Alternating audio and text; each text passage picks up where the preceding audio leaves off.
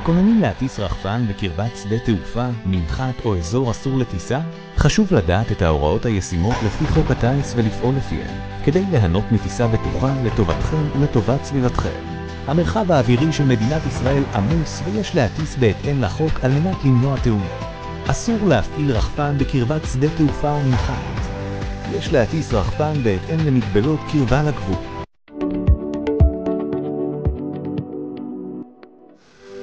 מבקשים להטיס רחפן בקרבת אזור מאוכלס או בקרבת בני אדם?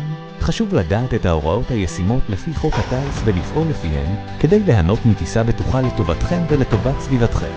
הטסה מעל אדם או מעל תשתית אסורה ומסוכנת. הטסה שלא לפי התקנות אסורה ועלולה לגרום נזק כבד לאדם או לרכוש. יש לשמור על מרחק של 250 מטרים מאדם או מתשתית.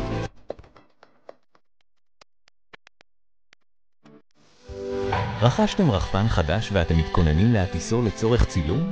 חשוב לדעת את ההוראות הישימות לפי חוק הטיס ולפעול לפיהן, כדי ליהנות מטיסה בטוחה לטובתכם ולטובת סביבתכם. המרחב האווירי בישראל עמוס ומשמש כלי טיס רבים. הטסה בגובה העולה על הגובה שנקבע בתקנות מסוכנת ואסורה. הטסת רחפן למטרות ספורט או פנאי מותרת עד לגובה של 50 מטרים.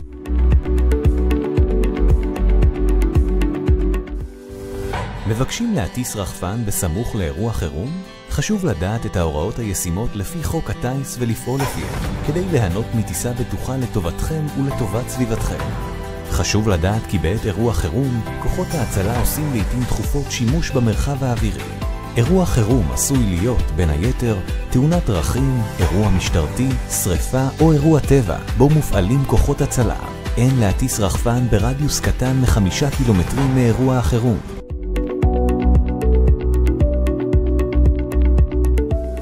מבקשים להטיס רחפן? חשוב שתיתנו זכות קדימה לכלי טיס אחרים במרחב האווירי. חשוב לדעת את ההוראות הישימות לפי חוק הטיס ולפעול לפיהן, כדי ליהנות מטיסה בטוחה לטובתכם ולטובת סביבתכם. יש לסרוק את המרחב האווירי ולנסות ולזהות כלי טיס במרחב. אין להטיס רחפן בקרבה לכלי טיס אחר, העלולה לגרום להתנגשות ביניהם. אם זיהית כלי טיס מאויש במרחב, עליך להנחית את הרחפן ולתת בכך זכות קדימה לכלי הטיס.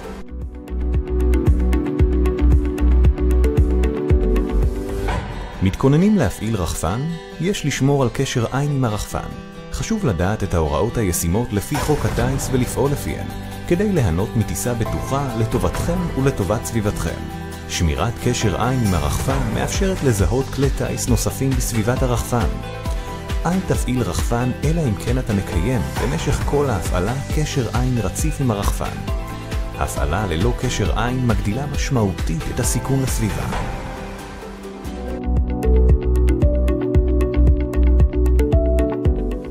מתכוננים להפעיל רחפן בלילה או בזמן הדמדומים? חשוב לדעת את ההוראות הישימות לפי חוק הטיס ולפעול לפיהן, כדי ליהנות מטיסה בטוחה לטובתכם ולטובת סביבתכם. הפעלה לטובת ספורט ופנאי בשעות הלילה או בשעות הדמדומים אסורה. בשל הקושי לראות את הרחפן ואת סביבתו הקרובה, קשה לשמור על בטיחות ההפעלה. בהפעלה מסחרית או בהפעלה כללית בזמן דמדומים או בלילה, לעשות כן על בסיס ההוראות המתאימות לפי חוק הטיס.